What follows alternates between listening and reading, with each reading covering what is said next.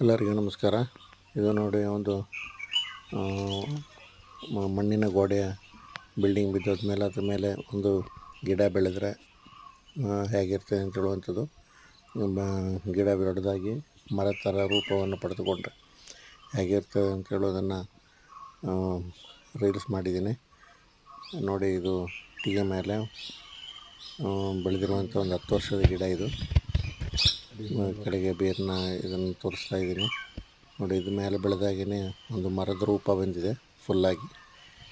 ಯಾವ ಆ್ಯಂಗಲಲ್ಲಿ ನೋಡಿದ್ರು ಕಾಣ್ತದೆ, ಫುಲ್ಲಾಗಿ ಕವರ್ ಆಗಿದೆ ನೋಡಿ.